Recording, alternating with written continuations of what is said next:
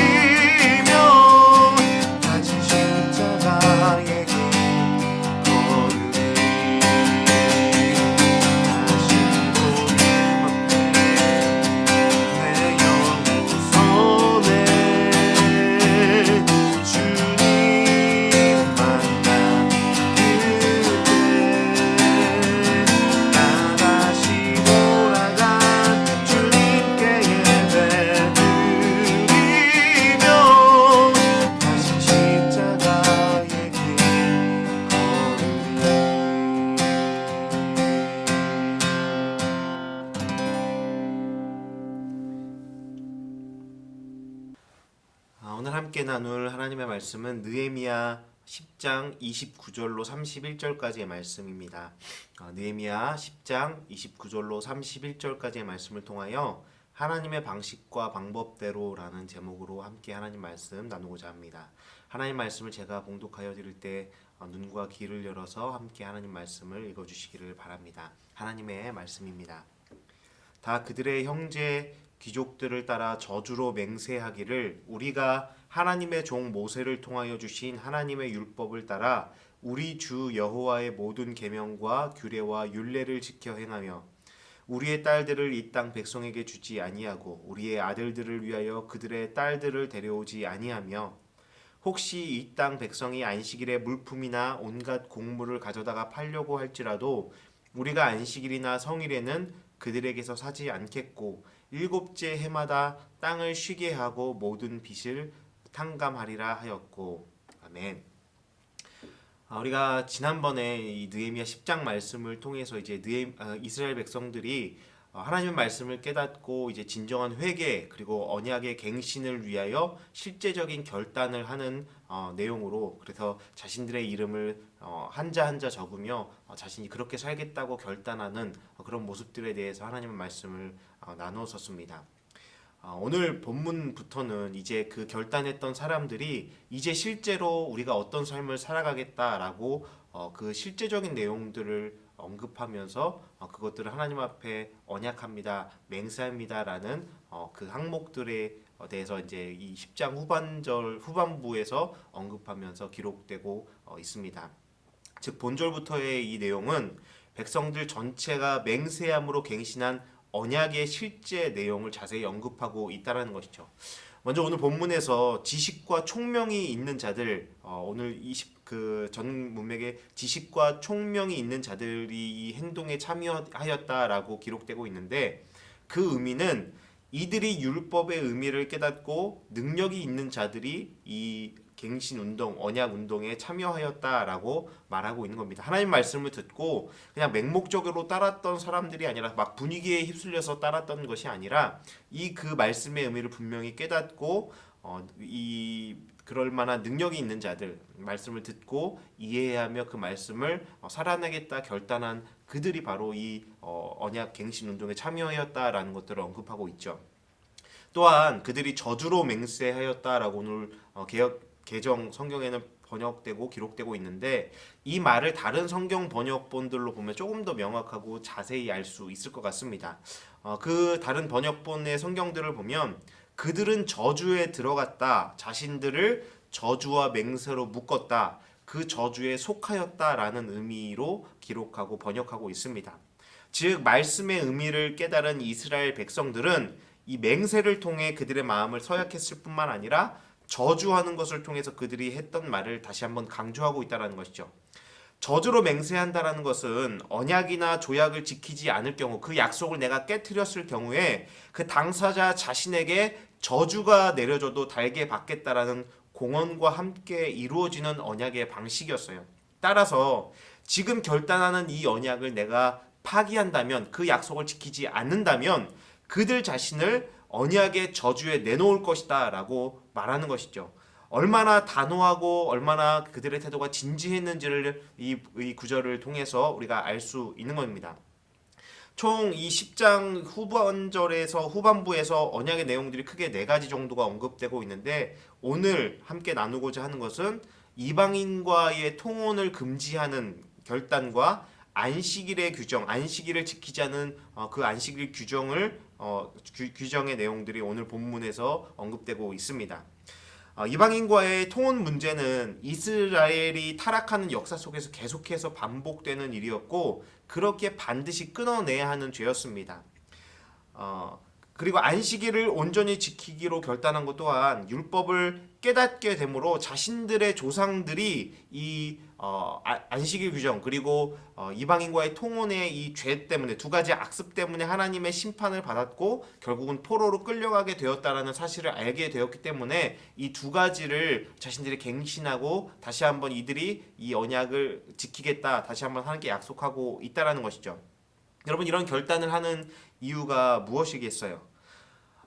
많은 설교자들과 성도들이 이런 말씀을 대할 때, 특히나 이 이방인과의 통혼 금지라는 이 말씀을 대할 때 문자적으로 적용하고 있는 모습들을 보면 참 안타깝고 답답하기도 합니다.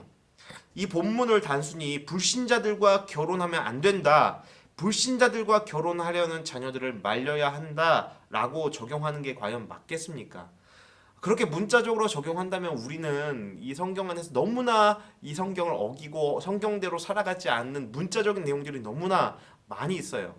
여러분, 이것을 문자적으로 그냥 그대로 불신자들의 결혼을 단순히 반대하고 그것을 막아야 한다, 그것이 하나님 보시기에 죄다라고 말하는 것은 정말 성경의 본질을 그 의미를 정말 성의 있게 해석하지 않는 태도인 것이죠. 이거는 문자적으로 해석해서는 안 되는 내용입니다. 또한 요즘처럼 주일 성수의 개념이 모호해진 때에 주일날 예배드리지 않고 놀러 가면 하나님의 심판을 받는다는 문자적인 적용이 이 말씀을 통해 과연 우리에게 주시고자 하는 메시지이겠습니까? 물론 우리가 믿는 자들과 그 믿음의 가정을 세우는 것, 그것이 더 우선이고 좋은 것 맞습니다. 그리고 주일을 당연히 예배하며 교회에 나와서 봉사하고 헌신하며 하나님과 함께 하나님께서 예수님께서 세우신 이 몸된 교회 안에서 그리스도의 공동체를 세워가는 것 또한 중요한 일인 것입니다. 하지만 제가 말씀드리고자 하는 것은 이것을 문자적으로 우리 가운데 그대로 적용하고 문자적으로 이 말씀을 따르는 것이 과연 맞겠냐라는 것입니다. 더 근본적인 이유, 이방인과의 통혼과 안식일 규정을 통해 그들이 회복하고 지키려 했던 신앙의 삶의 자세가 무엇인지를 우리는 이 말씀을 통해 고민해야 하는 것이죠. 그들이 왜 그 많은 내용들 중에 자신들의 삶이 얼마나 많은 잘못된 것이 있었겠어요. 그 중에서 먼저 이방인과의 통혼 금지와 그리고 안식일을 지키겠다. 안식일에 그 땅에 섞여 살았던 이방인들이 물건을 사고 팔자 자신들도 자연스럽게 그 물건을 안식일임에도 사고 파는 그 상행위가 이루어졌는데 그것을 왜 자신들이 하지 않겠다라고 결단하게 되었는지 그 근본적인 동기를 묵상하고 그것을 고민해야 하는 것이겠죠.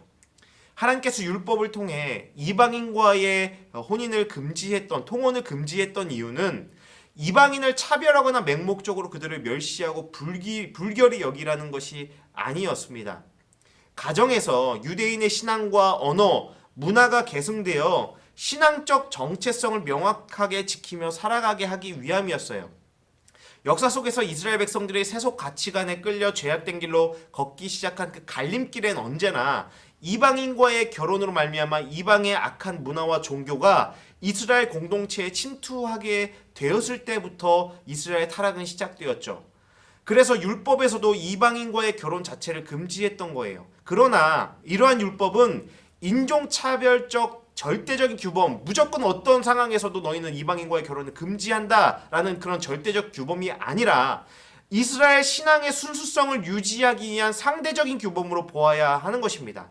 즉 문자적이고 기계적인 규범이 아니라 신앙 공동체의 순수성을 위협하는 세속 가치관을 너희가 끊어야 하고 그것을 경계해야 하고 멀리해야 한다는 의미로 이방인과의 통혼 금지의 이 규범을 우리가 이해하고 바라보아야 한다는 겁니다. 무조건 이방인이면 안 된다, 무조건 불신자면 죄악이다라고 우리가 규정짓고 그것을 선을 그어버리는 것이 아니라 우리가 우리 신앙 공동체의 순수성, 우리가 하나님 앞에 순수한 신앙을 지켜감에 있어서 방해가 되는 그 어떠한 요소라도 그것이 있다면 그것을 경계하고 멀리해야 한다는 그런 의미인 것이죠.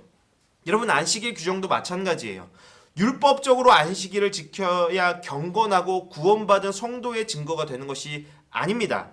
매주 교회에 나와 예배하고 헌금 드리고 봉사한다 하여도 구원의 확실한 확신과 분명한 고백과 그 삶의 증거가 없다면 그건 그 자신만의 만족일 뿐이고 스스로 속이고 있는 것 뿐이라는 거예요. 그냥 자기 위안을 삼고 있는 겁니다. 그것이 본질이 아닌 것이죠. 문자적으로 기계적으로 교회 안식일을 지키며 교회에 나와 예배드리고 교회 모든 그 행위들, 교회 공동체 안에서 행하는 모든 일들을 한다 하여도 자신 안에 진정한 구원의 확신과 그 구원의 증거를 드러내는 삶의 증거가 없다면 그 사람의 예배는 그 사람이 드리는 그 어떤 종교적인 행위 또한 그것은 그냥 외부적으로 드러나는 그런 행위라는 것 뿐입니다. 행위라는 것 뿐인 것이죠. 중요한 것은 무엇이냐? 구별됨이라는 거예요. 다시 말한다면 이 말씀들, 이 규범들을 통해서 이스라엘 백성들이 회복하고자 했던 것은 무엇이냐? 그것은 정체성이라는 겁니다. 정체성을 다시 한번 세우고 그 정체성을 지켜내기 위한 그런 고백들로 이 두 가지 규범에 대해서 다시 한번 갱신하고자 했던 것이라는 거예요. 순수한 신앙이 세속 문화와 가치관에 섞이지 않아야 함을 결단하고 있다는 겁니다. 안식일에 예배에 참석하고 형식적이고 기계적으로 신앙생활을 하는 것이 중요한 것이 아니라 그 행위들을 통해 하나님의 식과 법으로 살아가고 있다는 정체성을 고백하고자 하는 겁니다. 수천 년 전 포로기한 공동체라는 아주 특별한 독자들에게 들려지고 주어졌던 이 말씀을 문자 그대로 형식적이고 기계적인 해석으로 우리가 받아들이지 말아야 합니다. 수천 년의 시간의 갭이 있고 역사적인 갭이 있고 문화와 여러 가지 많은 그런 우리와 차이가 있기 때문에 이것을 문자적으로 그대로 받아들여서는 안 된다는 거예요. 그것이 얼마나 맹목적이고 무식한 성경 해석의 방법이겠습니까? 적어도 이 본문의 표현처럼 지식과 총명이 있는 자들이라면 지금 나의 삶과 내가 살아가고 있는 현재의 상황 속에 하나님의 백성으로서의 나의 정체성과 구별됨을 모호하게 만드는 것이 무엇인지 그것을 구별하고 분별하고 고민해야 하는 것이 바로 우리가 가져야 할 태도이고 이 본문 앞에 서는 우리 마음의 중심일 것입니다. 여러분 모태신앙으로 교회 열심히 다닌다 해도 성도가 아닌 청년들이 얼마나 많이 있습니까? 교회에 아무리 열심히 다니고 아무리 많은 활동을 한다 하여도 그 안에 정말 그리스도의 그 십자가와 그리스도의 길을 따라 걷지 않는 사람들이 얼마나 많냐는 거예요. 교회에서 직분을 받았다 해도 세상 사람들보다 더 세속적으로 살아가는 사람들이 얼마나 많이 있습니까? 아무리 목회자라 해도 사랑이 없고 희생이 없고 겸손을 잃어버린 종교 사기꾼들이 얼마나 많이 있습니까? 우리가 가진 직분이 우리의 신앙을 대변하는 것이 아니에요. 우리가 외적으로 보여지는 우리의 신앙의 어떤 모습이 우리가 어떤 신앙인이라고 그것을 대변하는 것이 그거는 단지 보여지는 모습일 뿐이지 그것이 진짜 우리의 정체성이 아니라는 겁니다. 매주 모든 예배에 참석하여 종교의 기준을 충족한다 해도 일상 속에서 세상과 구별되지 않는 기독 종교인들이 얼마나 많냐는 겁니다. 사랑하는 여러분, 구별됨이 있어야 하고 그 구별됨이 바로 우리의 정체성인 것이에요. 외적인 조건과 보여지는 행위가 아닌 우리 자신의 삶을 구원받은 자라 구별할 수 있는 증거이며 무엇이 나 자신을 성도라 규정할 수 있는 정체성인지 정직하게 우리 자신의 삶을 돌아볼 수 있어야 하는 거예요. 바로 우리에게 그것이 필요하다라는 겁니다. 이스라엘 백성들은 바로 그 구별됨을 위하여 하나님께서 주신 정체성을 지켜내기 위하여 자신의 삶에서 그 구별됨을 방해하는 요소들을 제거하고 있다라는 겁니다. 우리의 삶을 그렇게 돌아보아야 해요. 내가 하나님의 백성으로 하나님의 자녀로서 구별되는 나의 그 구별됨, 나의 정체성을 흔드는 내 삶의 요소들이 무엇인지를 여러분 고민하고 묵상해 보셔야 하는 것이죠. 예수 그리스도의 십자가의 구원과 부활을 믿는 자로서 내 삶에 어떤 증거가 있는지 그리고 세상과 구별되는 그 특별함이 나에게 무엇이 있는지 날마다 주님 앞에 치열하게 고민하며 기도하시기를 바랍니다. 이 땅의 교회들과 성도들이 정체성을 잃고 세상과 구별되는 그 증거를 잃었기에 세상은 복음으로부터 등을 돌리고 있고 더 이상 불신자들은 하나님의 말씀을 들으려 하지 않는 것입니다. 사랑하는 여러분, 가정에서부터 여러분의 자녀들과 후손들에게 신앙의 정체성이 명확히 전달되도록 세상의 문화와 가치관, 삶의 방식, 성공의 기준과의 통혼을 금지하시기를 바랍니다. 우리의 자녀들이 하나님 나라의 소망과 가치를 바라보며 살아갈 수 있도록 가정 안에서 부모님들이 삶으로 교육을 하셔야 해요. 힘겹고 심각한 문제 앞에 눈물 흘리며 기도하는 부모님의 모습을 통하여 결과와 상관없이 하나님 나라의 소망의 빛을 바라보며 정말 하나님 앞에 기뻐할 수 있는 그 모습을 통하여 여러분의 자녀들을 교육하시고 하나님 나라의 가치를 심겨주시기를 바랍니다. 하나님의 통치를 받으며 살아가는 하나님 나라 백성의 정체성을 지키기 위해 하나님의 식과 법으로 세상을 살아가기를 결단하시기를 바라요. 세상의 불의와 거짓과 손잡지 마시고 그것과 타협하지 마시고 세상에서 미련하다 손가락질 받는다 해도 하나님 앞에 신앙의 양심을 지키며 살아갈 수 있는 우리 모든 서울 상강교회 교우들 성도들 되기를 주님의 이름으로 축원드립니다. 참 신앙의 경계, 신앙과 삶의 경계가 더욱더 모호해지고 또 앞으로 코로나 이후에도 이전에 우리의 모습으로 돌아가기는 쉽지 않을 거라는 것들이 많은 학자들 또 많은 목회자들의 시각입니다. 신앙과 삶의 경계는 점점 더 희미해지고 모호해질 거예요. 여러분, 하지만 그 신앙의 외적인 모습과 어떤 외적으로 드러내고 외적으로 보여지는 모습이 우리의 구별됨과 정체성이 아니라 여러분 정말 여러분 삶에서 그 구별됨과 정체성을 어떻게 드러내야 할지를 고민하시며 질문해 보시기를 바랍니다. 여러분 세상 문화 그리고 세상 가치관, 세상에서 말하는 방식대로 살아가고자 하는 그것이 바로 우리의 이방인과의 통혼인 것이고 정말 하나님 앞에 세상과 하나님 앞에 우리가 구별되어 살아가지 않는 모습, 정말 세상과 섞여서 정말 세상 사람들처럼 살아가고 있는 우리의 모습들, 그것을 구별하고 잘라내야 하는 것이 바로 우리의 안식일 규정일 겁니다. 우리가 안식일 규정을 지키며 살아간다는 것은 곧 하나님께서 원하시는 대로 하나님의 식과 법으로 살아가겠다고 결정하며 행하는 것이죠.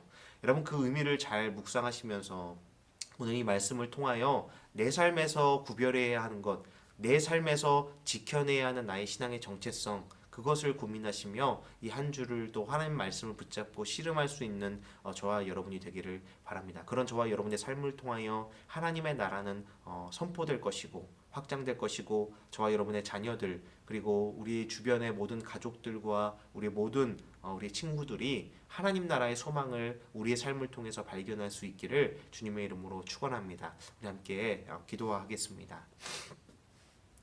우리 인생의 밝은 빛 되신 주님, 오늘도 그리고 이 한 주도 하나님 말씀으로 시작하게 하시니 감사드립니다. 주님 오늘 우리에게 주신 말씀을 더 깊이 묵상하며 하나님의 식과 법으로 살아가는 주의 자녀들 되게 하여 주시옵소서.